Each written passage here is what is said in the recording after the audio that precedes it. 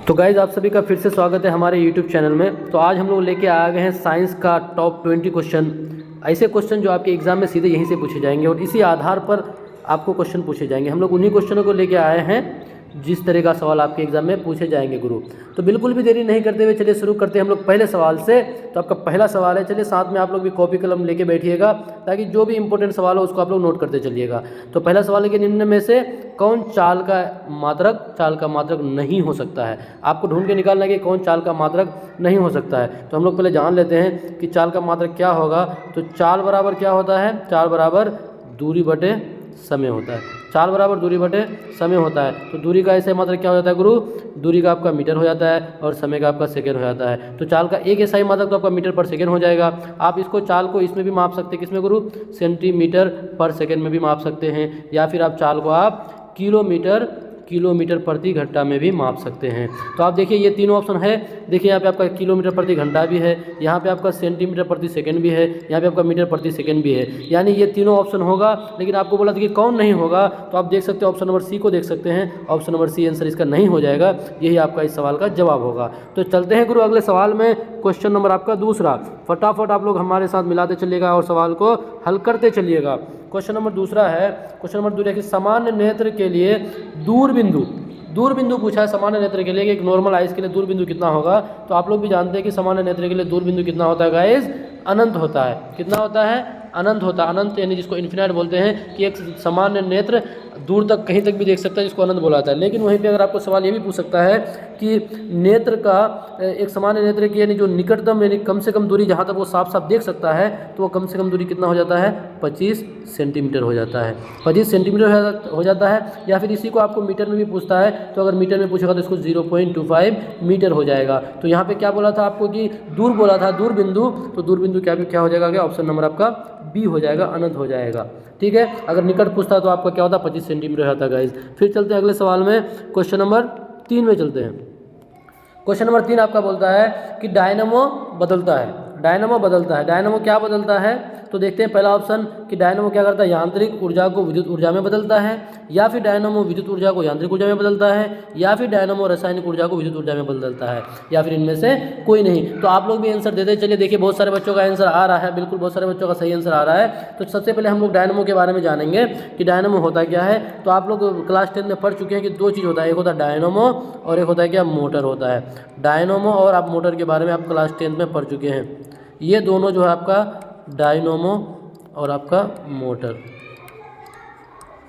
ये दोनों जो आपका है, ये आपका किस सिद्धांत पे काम करता है, ये भी सवाल बन सकता है। तो ये दोनों आपका विद्युत चुंबकीय प्रेरण के सिद्धांत पे काम करता है। किसमें, विद्युत चुंबकीय प्रेरण के सिद्धांत पर आपका ये दोनों काम करता है। कौन, डायनामो और मोटर। आपका मोटर जो है वो क्या करता है, आपका मोटर डायनामो का बिल्कुल उल्टा काम करता है गाइस। मोटर क्या करता है, मोटर आपका विद्युत को यांत्रिक में बदलता है। मोटर आपका विद्युत को किस में बदलने का काम करता है, यांत्रिक में बदलने का काम करता है। और आपका डायनामो क्या करता है, यांत्रिक को विद्युत में बदलने का काम करता है। तो देखिए दोनों सवाल का आपको जवाब बता दिए। चाहे आपका मोटर पूछता या फिर आपका डायनामो पूछता, कुछ भी पूछे आपका हर सवाल का जवाब हो जाएगा गुरु। बिल्कुल घबराना नहीं है, हिम्मत से डटे रहना है। फिर चलते हैं अगले सवाल में। तो इस सवाल का जवाब क्या हो जाएगा, डायनामो पूछा था तो डायनामो क्या करता है, यांत्रिक को विद्युत में बदलता है। तो ऑप्शन नंबर इसका ए हो जाएगा, ऑप्शन नंबर ए हो जाएगा। चलिए अगले सवाल में, क्वेश्चन नंबर 3 में चलते हैं। क्वेश्चन नंबर 3 आपका क्या है, दिवस पे क्वेश्चन पूछा। दिवस पे ये भी सवाल आपको बन सकता है, हर हाल में बनेगा। कुछ दिवस पे सवाल पूछा है। क्या पूछा है कि विश्व पर्यावरण दिवस किस तारीख को मनाया जाता है। तो पर्यावरण दिवस, देखिए कितना आसान सवाल है, आप लोग खुद अब तक जवाब दे चुके। देखिए बहुत सारे बच्चों का जवाब आ रहा है कि पर्यावरण, ऑप्शन सी बहुत सारे बच्चों को देखने को मिल रहा है। बहुत कोई ऑप्शन डी भी मार रहा है, जिसका भी डी गलत है। तो विश्व पर्यावरण दिवस जो है गुरु, वो किसको, 5 जून को मनाया जाता है। 5 जून इसका आंसर सही हो जाएगा। तो चलिए हम लोग जो, क्या पता अगर दिवस में 5 जून के जगह कोई दूसरा सवाल पूछे दिवस में, तो चलिए हम लोग कुछ और दिवस को ले लेते हैं। एक आपका इंपॉर्टेंट सवाल है पृथ्वी दिवस। तो पृथ्वी दिवस कब मनाया जाता है गुरु, ये आपका 22 अप्रैल को मनाया जाता है। 22 अप्रैल को मनाया जाता है पृथ्वी दिवस। आप लोग भी नोट करते चलिएगा, कॉपी कलम लेते चलिए। पृथ्वी दिवस 22 अप्रैल को मनाया जाता है। फिर आपका एक क्या होता है, ओजोन डे, ये आपका कब मनाया जाता है, ओजोन डे ये मनाया जाता है आपका 16 सितंबर को मनाया जाता है। ओजोन डे आपका 16 सितंबर को मनाया जाता है गुरु। उसके बाद आपका क्या है, अंतर्राष्ट्रीय जल दिवस। वही सब दिवस को हम लेके आए हैं जो आपका इंपॉर्टेंट है, जो आपके एग्जाम में पूछे जाएगा। तो जल दिवस आपका कब मनाया जाता है गुरु, ये आपका 22 मार्च को मनाया जाता है। जल दिवस आपका 22 मार्च को मनाया जाता है। एक और आप लोग नोट कर लीजिए, जो आप अभी मार्च का महीना है और मार्च के महीने में आपका एक दिवस जो बहुत अंतर्राष्ट्रीय महिला दिवस जिसको बोला जाता है, अंतर्राष्ट्रीय महिला दिवस। अंतर्राष्ट्रीय महिला दिवस आप सबको पता होगा कब हो जाता है, वो 8 मार्च। तो आप इन सभी को नोट करते हुए चलिएगा, आप अपने कॉपी कलम को लेके बैठिए और नोट करते हुए चलिए। तो इसका आंसर क्या हो जाएगा गुरु? ऑप्शन नंबर सी हो जाएगा, 5 जून हो जाएगा। फिर चलते हैं अगले सवाल में, सवाल नंबर 5। सवाल नंबर 5 क्या बोल रहा है आपका? सवाल नंबर 5 बोल रहा है कि अपने अक्ष पर पृथ्वी के घूर्णन के बढ़ने या घटने से पृथ्वी के किस स्थान पर जी का मान अपरिवर्तित रहेगा। यानी जो आपका ये जी जो है, जी है जिसको गुरुत्व त्वरण बोलते हैं, जी जिसको गुरुत्व त्वरण बोलते हैं, इसका मान होता है 9.8 मीटर पर सेकेंड होता है। ये आपका गुरुत्व त्वरण है। इसका मान कब अपरिवर्तित रहेगा? तो कब अपरिवर्तित रहेगा? जब पृथ्वी पर घूमता है। तो इसका आंसर क्या हो जाएगा गुरु? इसका आंसर हो जाएगा ध्रुव पे होगा। यानी ध्रुव पे इसका मान क्या होगा? अपरिवर्तित हो जाएगा। ऑप्शन ए, बहुत सारे बच्चों का जवाब आ रहा है ए बिल्कुल सही है, बिल्कुल सही है। और आप कर्क रेखा के बारे में तो जानते ही हैं। चलिए फिर अगले सवाल में चलते हैं। क्वेश्चन नंबर आपका क्वेश्चन नंबर 6। क्वेश्चन नंबर 6 देखिएगा गुरु। क्वेश्चन नंबर 6 आप लोग भी जवाब देते चलिए फटाफट। क्वेश्चन नंबर 6 क्या है कि प्लाज्मा झिल्ली किससे बनी होती है? प्लाज्मा झिल्ली, देखिए ये कोशिका चैप्टर से सवाल पूछा है, कोशिका चैप्टर से आपका ये सवाल पूछा है कि प्लाज्मा झिल्ली किसकी बनी होती है। तो देखिए प्लाज्मा झिल्ली जो ये है, ये आपका प्लाज्मा झिल्ली कहाँ गया गुरु? ये प्लाज्मा झिल्ली ये आपका किस में पाया जाता है? जंतु कोशिका में पाया जाता है, जंतु कोशिका में। एक आपका होता है पादप कोशिका और एक क्या होता है? जंतु कोशिका। जो जंतु कोशिका है उसका सबसे बाहरी भाग, सबसे बाहरी जो भाग होता है ना, सबसे बाहरी भाग जो काफ़ी मुलायम होता है, लचीला होता है और ये जीवित होता है। ये भी सवाल पूछ सकता है कि प्लाज्मा झिल्ली कैसा होता है? ये बिल्कुल जीवित होता है और ये अर्धपारगम्य होता है, अर्धपारगम्य। ठीक है गुरु। तो प्लाज्मा झिल्ली ये जंतु कोशिका में पाया जाता है। जंतु कोशिका का जो बाहरी परत है उसको प्लाज्मा झिल्ली बोलते हैं। वहीं पर अगर आपको पूछते हैं कि पादप कोशिका का, तो पादप का जो बाहरी लेयर होता है, पादप कोशिका का इसका बाहरी लेयर उसको क्या बोलते हैं? कोशिका भित्ति बोलते हैं। नोट करते चलेगा, पादप कोशिका का जो बाहरी लेयर होता है उसको कोशिका झिल्ली नहीं बल्कि उसका कोशिका भित्ति बोलते हैं गुरु, कोशिका भित्ति, जिसको सेल वाल बोला जाता है। तो ये किसका बना होता है आपका प्लाज्मा झिल्ली? तो प्लाज्मा झिल्ली आपका बना होता है ऑप्शन नंबर सी, यानी प्रोटीन का बना होता है, कार्बोहाइड्रेट का बना होता है और फॉस्फोलिपिड का बना होता है। इन सारे चीज़ों से वो मिलके आपका बना होता है। तो इसका ऑप्शन नंबर क्या हो जाएगा? सी हो जाएगा। चलिए अगले सवाल में क्वेश्चन नंबर आपका 7 चलते हैं। देखिए ये आपका सवाल आपका सोशल का भी है लेकिन आपका साइंस में भी पूछा गया है। क्वेश्चन नंबर 7 क्या है कि बिहार के मैदानी भाग में कौन सी मिट्टी मुख्यतः पाई जाती है? तो बिहार के मैदानी भाग में आप सभी को पता है, तो यहाँ पे कौन सी मिट्टी मुख्यतः पाई जाती है? ये आपका ऑप्शन नंबर बी, जलोढ़ मिट्टी मुख्यतः पाई जाती है। कौन सी मिट्टी? जलोढ़ मिट्टी मुख्यतः पाई जाती है। तो जलोढ़ मिट्टी के बारे में आप जानते हैं गुरु, क्या जानते हैं कि जलोढ़ मिट्टी आपका 2 तरह का होता है। एक क्या होता है आपका? खादर, एक होता है आपका खादर और एक आपका क्या होता है? बांगर। खादर और एक बांगर। और खादर किसको बोलेंगे? जो नए जलोढ़ मिट्टी को, नए जो नया होता है, नए जलोढ़ मिट्टी को खादर बोलेंगे और पुराने जलोढ़ मिट्टी को क्या बोलेंगे गुरु? पुराने जलोढ़ मिट्टी को बांगर के नाम से जाना जाता है। तो इस सवाल का जो जवाब हो जाएगा वो ऑप्शन नंबर बी हो जाएगा। ऑप्शन नंबर बी क्या हो जाएगा? जलोढ़ मिट्टी हो जाएगा। फिर चलते हैं अगले सवाल में, क्वेश्चन नंबर 8। हम उन्हीं सवालों को लेके आए हैं जो आपके एग्जाम में पूछने का 100% चांस है। तो आप लोग घबराइए मत, जब तक हम आप लोग के साथ हैं आप लोग अपना हिम्मत को बनाए रखें। अगला सवाल है कि बाहरी कान कहलाता है, बाहरी कान। तो हमारा जो कान पाया जाता है, कान जो बाहर वाला भाग है, बाहरी कान को क्या बोलते हैं हम लोग? बाहरी कान को हम लोग बोलते हैं, क्या बोलते हैं गुरु? वो कर्ण पल्लव बोलते हैं, कर्ण पल्लव बोलते हैं, कर्ण पल्लव बोलते हैं, बाहरी कान को कर्ण पल्लव बोलते हैं। और आप जानते हैं कि मनुष्य के शरीर में जो कितना टोटल 206 हड्डी पाया जाता है। कितना? 206। मनुष्य के शरीर में 206 हड्डी पाया जाता है। इन 206 हड्डियों में से सबसे छोटी हड्डी आप जानते हैं और एक सबसे बड़ी हड्डी। तो जो सबसे छोटी हड्डी जो है वो हमारे कान के भीतर में, जो आप कान को अगर कान के बारे में पढ़िएगा जानिएगा तो इसको 3 भागों में बांटा गया है कान को। उस 3 भाग में जो मध्य वाला भाग है उसी के अंदर आपका क्या होता है? जैसे मनुष्य के अंदर जो सबसे छोटी हड्डी पाई जाती है जिसका नाम क्या है? स्टेपीज। क्या उसका नाम है गुरु?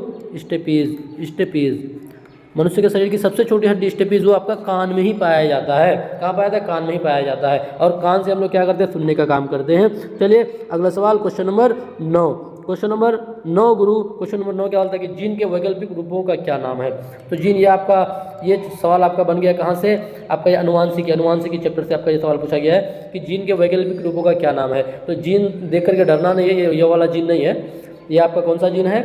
ये आपका इस जीन को क्या बोलेंगे? जो आपका डीएनए नाम सुने आप लोग, डीएनए, जिसको डीऑक्सी राइबो न्यूक्लिक एसिड, ये आपका फुल फॉर्म भी पूछ सकता है। तो इसका क्या हो जाएगा? Deoxy ribo nucleic acid. इस डीएनए का ये छोटा रूप है, डीएनए का छोटा रूप होता है। कौन? आपका जो जीन है वो डीएनए का छोटा रूप होता है। और ये डीएनए क्या करता है, ये आपका जो माता पिता का गुण है, माता पिता का गुण बच्चों तक लाने का काम करता है। माता पिता के गुणों को बच्चों तक लाने का काम करता है कौन? डीएनए और जीन। तो यहाँ पे इस सवाल का जवाब क्या हो जाएगा गुरु? जीन के वैकल्पिक रूप का क्या नाम हो जाएगा? तो ऑप्शन नंबर ए हो जाएगा, एलील हो जाएगा, एलील हो जाएगा। चलिए, बहुत सारे बच्चों का सही आंसर आ रहा था, ऑप्शन ए आ रहा था।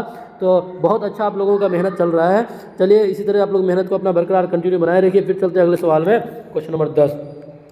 क्वेश्चन नंबर 10 सवाल क्या है कि श्वसन है। श्वसन क्या है? तो ऑप्शन नंबर ए क्या है? एनाबॉलिक प्रक्रिया प्रोसेस, या फिर शारीरिक प्रक्रिया, या फिर कैटाबॉलिक प्रक्रिया, या फिर बायोफिजिकल प्रक्रिया। तो चलिए, हम थोड़ा सा 1-2 सेकंड रुक रहे हैं, आप लोग फटाफट अपना जवाब दीजिए। तो देखिए, बहुत सारे बच्चों का आंसर आना भी शुरू हो गया कि श्वसन आपका कैसा है? श्वसन आपका कैटाबॉलिक प्रक्रिया है। श्वसन क्या है? कैटाबॉलिक प्रक्रिया है। ये ऑप्शन बिल्कुल सही है। श्वसन क्या आपका? कैटाबॉलिक प्रक्रिया है। तो कैटाबॉलिक प्रक्रिया के बारे में हम लोग थोड़ा सा जान लेते हैं कि कैटाबॉलिक प्रक्रिया क्या है। कि इस प्रोसेस में क्या होता है कि जटिल अणुओं को, जो कम्प्लेक्स आपका अणु होता है, जटिल अणु होता है, जटिल अणु उसको तोड़ने का काम करता है। उसको तोड़ करके उससे ऊर्जा मुक्त करने का काम करता है। कौन प्रक्रिया में? आपका कैटाबॉलिक में। कैटाबॉलिक में क्या करता है? जटिल अणुओं को तोड़ करके उससे ऊर्जा निकालने की प्रक्रिया को क्या बोलते हैं? कैटाबॉलिक बोलते हैं गाइस। तो इस सवाल का जवाब आपका क्या हो जाएगा? आपका ऑप्शन नंबर सी हो जाएगा। फिर चलते हैं अगले सवाल में। अगला जो सवाल आपका 11, क्वेश्चन नंबर 11 है। आप लोग भी बने रहिए फटाफट। क्वेश्चन नंबर 11 का देखिए क्या है कि राइबोसोम किसमें बनते हैं? राइबोसोम किसमें बनते हैं? तो देखिए, बहुत सारे बच्चों का जवाब आना शुरू हो गया है। तो राइबोसोम देखिए यहाँ पे जो आपका लिखा है न्यूक्लियोल्स, ये आपका इंग्लिश वर्ड है लेकिन उसको हिंदी में ही लिख दिया गया सेम टू सेम। तो इसको न्यूक्लियोल्स को हिंदी में अगर आप लिखिएगा तो ये क्या हो जाएगा? आपका नाभिक के केंद्रिका। ये क्या हो जाएगा? नाभिक के केंद्रिका। नाभिक के केंद्रिका, इसको हम लोग इंग्लिश में न्यूक्लियोल्स कहा जाता है। तो राइबोसोम आपका कहाँ बनता है? वो आपका ऑप्शन नंबर डी यानी नाभिक की केंद्रिका में ही आपका राइबोसोम बनता है। तो चलते हैं अगले सवाल में गाइस। अगला सवाल जो आपका क्वेश्चन नंबर 12।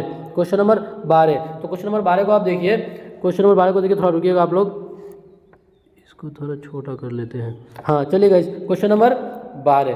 क्वेश्चन नंबर 12 को आप देखिएगा कि यौगिक जिसका अणुसूत्र समान किंतु संरचना सूत्र अलग होती है, क्या कहलाते हैं? तो इस तरह का सवाल भी आपका बनेगा एग्जाम में। तो देखिए, बहुत आसान सा सवाल है। हालांकि देखिए, आप लोग जवाब दे भी दीजिएगा, क्लास 10 का ही सवाल है कि जिसका अणुसूत्र समान और संरचना सूत्र अलग होगा उसको हम लोग क्या बोलते हैं? समावयवी बोलते हैं। क्या बोलते हैं? समावयवी बोलते हैं। जैसे आपको बता रहे हैं, देखिए मान लेते हैं C4H10, ये हो गया अणुसूत्र, ये हो गया अणुसूत्र। एक और ले लेते हैं C4H10। आप लोग इसका नाम बताइएगा फटाफट जब तक हम बना दे रहे हैं। तो इसका अगर आप संरचना बनाइएगा तो कुछ इस तरह से बनेगा, कार्बन कार्बन कार्बन और एक कार्बन यहाँ पे ले लिए। अब देखिए, खुद से आप लोग हाइड्रोजन को लगा लीजिए। एक हाइड्रोजन यहाँ, एक हाइड्रोजन यहाँ, एक हाइड्रोजन यहाँ, एक हाइड्रोजन यहाँ पे, एक हाइड्रोजन यहाँ पे, एक हाइड्रोजन यहाँ पे, एक यहाँ पे, एक हाइड्रोजन यहाँ, एक यहाँ, एक यहाँ। ये हो गया आपका क्या? ये हो गया आपका क्या होगा गुरु? संरचना सूत्र। और लेकिन अगर आप इसी को बनाइएगा तो इस तरह से भी बनेगा, एक कार्बन यहाँ, एक कार्बन यहाँ, एक कार्बन यहाँ और एक कार्बन यहाँ। तो देखिए, दोनों स्ट्रक्चर में देखिएगा तो दोनों का संरचना सूत्र अलग है लेकिन अणुसूत्र सेम है। तो इसको क्या बोलते हैं? समावयवी बोलते हैं। इस तरह के हम लोग इस तरह का अगर कंडीशन आएगा तो उसको क्या बोलेंगे? समावयवी बोलेंगे। फिर इसमें कुछ और बात है, एक क्या समस्थानिक और एक क्या है समभारिक। तो समस्थानिक क्या बोलेंगे कि जिसमें क्या होगा? परमाणु संख्या सेम। समस्थानिक में परमाणु संख्या सेम, परमाणु संख्या क्या हो जाएगा? आपका सेम होगा, लेकिन परमाणु द्रव्यमान क्या हो जाएगा? परमाणु द्रव्यमान अलग हो जाएगा, अलग अलग होगा। उसको क्या बोलेंगे? समस्थानिक। और समभारिक देखिए, भार का मतलब वजन, वजन मतलब द्रव्यमान। तो जिसका क्या हो जाएगा? परमाणु द्रव्यमान सेम हो जाएगा। जिसका परमाणु द्रव्यमान अगर सेम हो जाएगा और परमाणु संख्या अलग हो जाएगा, ये अगर अलग हो जाएगा तो उसको क्या बोलते हैं? समभारिक बोलते हैं। चलिए गाइज, अगले सवाल में चलते हैं। क्वेश्चन नंबर 13 में चलते हैं। क्वेश्चन नंबर 13 क्या है? देखिए आप लोग, क्वेश्चन नंबर 13 है कि फ्लेमिंग के वाम हस्त नियम में बाएं हाथ की तर्जनी संकेत करती है। तो फ्लेमिंग नाम का एक साइंटिस्ट था, उन्होंने अपना एक नियम दिया जिसको क्या नाम? वाम हस्त नियम। आप अपना बाएं हाथ को निकालिए और इस तरह से रखिए, जिसको आप लोग क्लास 10 में पढ़े हैं कि फ्लेमिंग का वाम हस्त नियम। सवाल क्या पूछा है कि बाएं हाथ की तर्जनी संकेत करती है। तो बाएं हाथ की तर्जनी क्या संकेत करता है गाइज? तर्जनी जो है, पहले हम लोग तर्जनी के बारे में बता दे रहे हैं। तर्जनी क्या संकेत करता है? चुंबकीय क्षेत्र को। तर्जनी क्या संकेत करता है? चुंबकीय क्षेत्र को। ये आपका चुंबकीय क्षेत्र। तो चुंबकीय क्षेत्र कहाँ है? चुंबकीय क्षेत्र की दिशा ऑप्शन नंबर सी में है, ऑप्शन नंबर सी में है। लेकिन अगर यहीं पे आपका इस तरह भी सवाल बन सकता है कि फ्लेमिंग के वामहस्त नियम में अंगूठा जो है, अंगूठा किसको प्रदर्शित करता है? तो ये किसको प्रदर्शित करता है? चालक पर लगने वाले बल। ये किसको प्रदर्शित करता है? बल को प्रदर्शित करता है अंगूठा। और एक आपका तर्जनी हो गया, एक बचा क्या? मध्यमा। तो मध्यमा जो है, ये जो मध्यमा है, मध्यमा वाला जो उंगली है, ये मध्यमा उंगली किसको प्रदर्शित करता है गाइज? ये आपका धारा की दिशा को। किसकी दिशा को?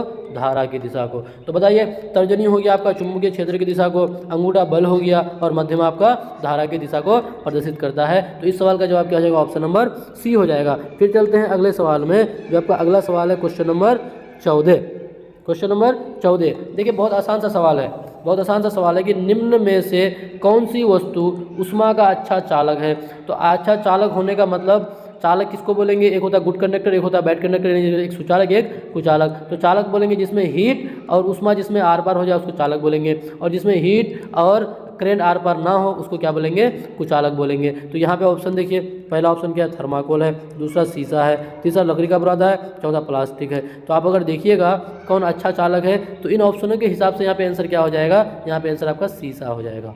ऊष्मा का अच्छा चालक यहाँ के हिसाब से क्या हो जाएगा? शीशा हो जाएगा, क्योंकि थर्माकोल, लकड़ी का बुरादा और प्लास्टिक वो क्या होता है? कुचालक होता है गाइस। फिर चलते हैं अगले सवाल में, क्वेश्चन नंबर 15 में। क्वेश्चन नंबर 15 में, क्वेश्चन नंबर 15। तो गाइज देखिए, सवाल क्या है कि खाद्यान्न या फिर इसको भोजन बोलते हैं, जैसे गेहूँ, चावल, मक्का, बाजार मिसप्रिंट हो गया, बाजार नहीं होगा गाइज, क्या होगा? बाजरा और ज्वार से हमें मुख्य रूप से क्या प्राप्त होता है? मुख्य रूप से क्या प्राप्त होता है? तो देखिए ऑप्शन में आते हैं ना, ऑप्शन में क्या है? पहला प्रोटीन है, कार्बोहाइड्रेट है, वसा है, और विटामिन वो खनिज लवण है। तो देखिए, चावल हो गया, मक्का हो गया, तो इन सभी चीज़ों से आप लोग भी जानते होंगे कि घर में अगर कोई शुगर का पेशेंट होता है उसको चावल खाने मना करता है। क्यों? क्योंकि आदमी सब आम बोलचाल की भाषा में क्या बोलता है कि चावल में क्या पाया जाता है? शुगर यानी कार्बोहाइड्रेट पाया जाता है। तो यहाँ पे आंसर इसका क्या हो जाएगा? ऑप्शन नंबर बी हो जाएगा, ऑप्शन नंबर बी हो जाएगा। लेकिन कुछ बात और हम लोग जानते हैं, कुछ बात जानते हैं कि जैसे प्रोटीन किस किस चीज़ में पाया जाता है? प्रोटीन किस किस में पाया जाता है? तो प्रोटीन आपका दूध में पाया जाता है गुरु। किस में गुरु? दूध में प्रोटीन पाया जाता है, अंडा में प्रोटीन पाया जाता है, आपका सबसे ज़्यादा प्रोटीन किस में पाया जाता है? सोयाबीन। किस में? सोयाबीन में प्रोटीन पाया जाता है। ये सब चीज़ में आपका प्रोटीन पाया जाता है। उसके अलावा आपका वसा जो है, वसा फैट जिसको बोलते हैं, ये आपका तेल में पाया जाता है। और चर्बी वाले सामानों में, जो चर्बी वाले सामान है उसमें आपका वसा पाया जाता है। विटामिन जो है, विटामिन व खनिज, ये आपका विटामिन, आपके विटामिन के बारे में आप जानते हैं कि विटामिन आपका दो तरह का होता है, एक होता है आपका जल में घुलनशील और एक आपका किसमें होता है? वसा में घुलनशील। आपको अगर याद नहीं है तो हम लोग का शॉर्ट वीडियो जाके देख लीजिए, बहुत आसान ट्रिक है कि वसा में घुलनशील को क्या बोलते हैं? कीड़ा, और जल में घुलनशील को क्या बोलते हैं? बीसी। यानी कीड़ा का मतलब विटामिन के, vitamin E, vitamin D, vitamin A, और यहाँ पे विटामिन बी, विटामिन सी। तो चलिए गाइज, इस सवाल का जवाब क्या हो जाएगा? ऑप्शन नंबर बी हो जाएगा। फिर चलते हैं अगले सवाल में, जो अगला सवाल आपका कितना है? 16वां सवाल। 16वां सवाल देखिए, 16वां सवाल क्या बोलता है कि काला जार, जिसको ब्लैक फीवर बोलते हैं, रोग का उष्मायन अवधि क्या है? मतलब जो काला जार जो बीमारी होता है, उष्मायन का मतलब उसका, उस जिस आदमी को अगर काला जार हो गया तो उसका शरीर कब तक हीट रहता है, कितने दिनों तक गर्म रहता है? तो देखिए, हम लोग पहले जानते हैं ना कि काला जार किसके कारण होता है। तो काला जार, ये जो बीमारी आपका है, इसका होने का कारण क्या है? Leishmania donovani. किसके कारण होता है? हालांकि नाम थोड़ा हार्ड लग रहा है गाइज, घबराना नहीं है। जब तक हम आप लोग के साथ हैं, हमारी टीम जब आप लोग के साथ है, तो बिल्कुल भी घबराना नहीं है, बस हिम्मत बनाए रखिए। क्या है? Leishmania donovani. लिशमैनिया डोनोवानी, इसके कारण आपका क्या होता है? आपका काला जार होता है। उसके बाद जो अगर परजीवी पूछ दे, काला जार किस परजीवी के कारण होता है? किस परजीवी के कारण होता है गाइज? तो वो आप जानते हैं किस परजीवी के कारण होता है काला जार? आपका सैंड फ्लाई। किसके कारण?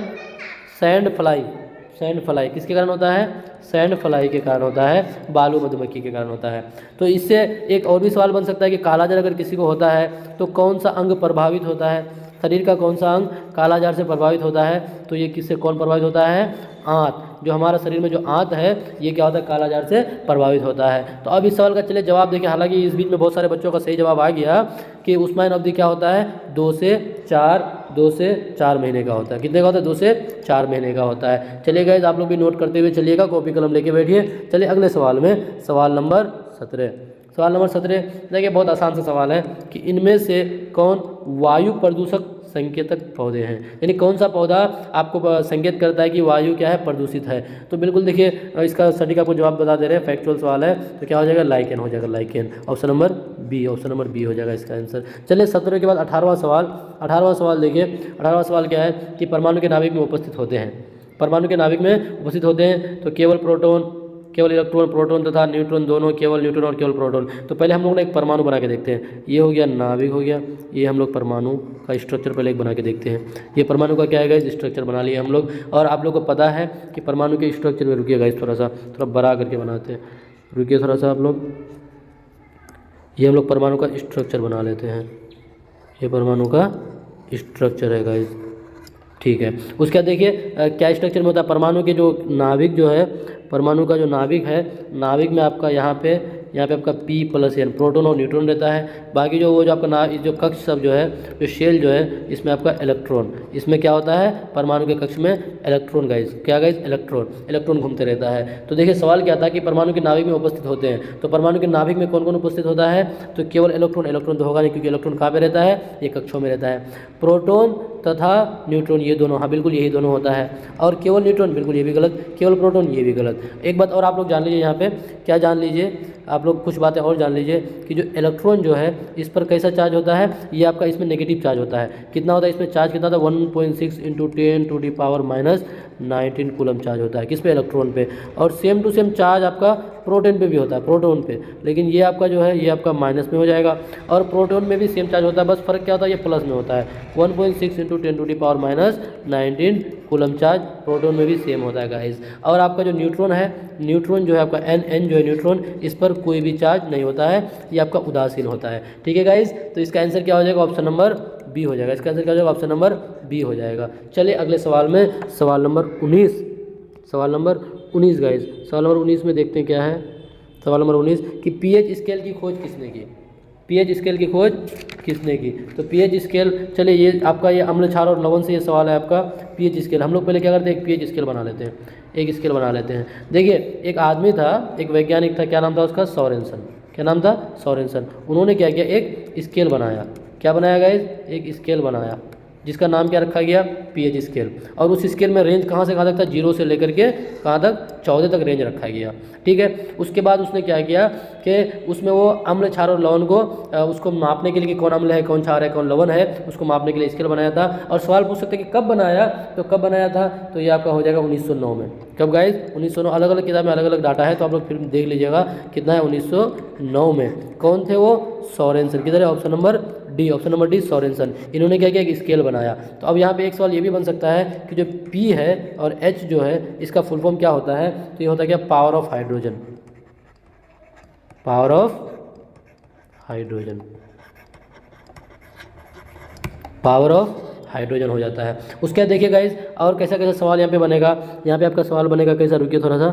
यहाँ पे आपका सवाल बनेगा कि जैसे अगर आपका कोई भी चीज़ कहाँ है, 0 से 7 के बीच में है, या फिर 7 से कम है। अगर 7 से कम होगा तो उसका नेचर कैसा हो जाएगा, वो अम्लीय नेचर का हो जाएगा। अगर 7 से कम है, पीएच मान अगर 7 से कम है तो अम्लीय नेचर का हो जाएगा। अगर पीएच मान 7 के बराबर है तो आप जानते हैं उसको क्या बोलते हैं, उसको लवण, यानी उसको न्यूट्रल, यानी उसको लवण बोलते हैं, जिसका उदासीन बोलते हैं। जिसका पीएच मान 7 के बराबर है उसको लवण या फिर उदासीन बोलेंगे। और जिसका पीएच मान 7 से अधिक होगा, 7 से अधिक होगा अगर पीएच मान, तो वो किस नेचर का हो जाएगा गाइस, वो हो जाएगा आपका क्षारीय नेचर का हो जाएगा। अब बताइए इस तरह यहाँ से कोई भी अगर सवाल पूछे तो क्या आपका छूटेगा गाइस। देखिए सारी चीज़ों को बता दिए कि पीएच स्केल कब बनाया, 1909 में हो गया। किसने बनाया, तो सोरेनसन ने बनाया। उसके बाद कहाँ से कहाँ तक था, तो 0 से लेकर के 14 तक था। अगर 7 में रहेगा तो लवण हो जाएगा, 7 से अधिक होगा तो क्षारीय हो जाएगा, 7 से कम होगा तो वो अम्लीय हो जाएगा। और पीएच जो होता है वो क्या होता है, पावर ऑफ हाइड्रोजन होता है। चलिए लास्ट सवाल की ओर बढ़ते हैं हम लोग, सवाल नंबर 20। सवाल नंबर 20। तो गाइस लास्ट सवाल आपका क्या है कि आधुनिक आवर्त सारणी किसने बनाया। तो आधुनिक आवर्त सारणी, पहला ऑप्शन देखिए बोर, दूसरा न्यूलैंड, तीसरा मेंडलीफ और चौथा डॉबरेनर। तो आप लोग आंसर देते चलिए, लेकिन इस बीच में हम क्या करते हैं, आप लोग को कुछ बारे बता रहे हैं कि जो आधुनिक आवर्त सारणी है उसमें आवर्त की संख्या और आपका क्या पूछता है, और वर्ग की संख्या। आवर्त और वर्ग, ये सवाल आपका पूछता है कि आधुनिक आवर्त सारणी में वर्ग कितना है, तो वर्ग 18 है, और आवर्त पूछे तो आवर्त कितना है, 7 है। लेकिन अगर यहाँ पे ऑप्शन के हिसाब से देखिएगा कि आवर्त आधुनिक आवर्त सारणी किसने दिया, तो ये आपका चारों ऑप्शन नहीं होगा गाइस, ये चारों ऑप्शन नहीं होगा। आधुनिक आवर्त सारणी किसने दिया, आधुनिक आवर्त सारणी आपका मोस्ले चाचा ने दिया था। किसने, मोस्ले चाचा ने दिया था आधुनिक आवर्त सारणी को। तो ये क्या हो जाएगा, ऑप्शन नंबर ई हो जाएगा, ऑप्शन नंबर ई हो जाएगा। तो गाइज यहाँ तक हम लोगों ने आज 20 सवाल को अटेम्प्ट किया, और 20 सवाल में हम लोगों ने 19 सवालों को लेके आया, जो भी बहुत इंपॉर्टेंट सवाल था। आप लोग इस तरह हमारे साथ जुड़े रहे और मेहनत करते रहे, और एक ना एक दिन हम लोगों को शिक्षक बन के छोड़ना है गाइज। जब तक के लिए बाय बाय, टेक केयर, अपना ख्याल रखिए, और साथ में हर वक्त पढ़ते रहिए, पढ़ते रहिए, पढ़ते रहिए, पढ़ते रहिए, पढ़ते रहिए, बस पढ़ते रहिए।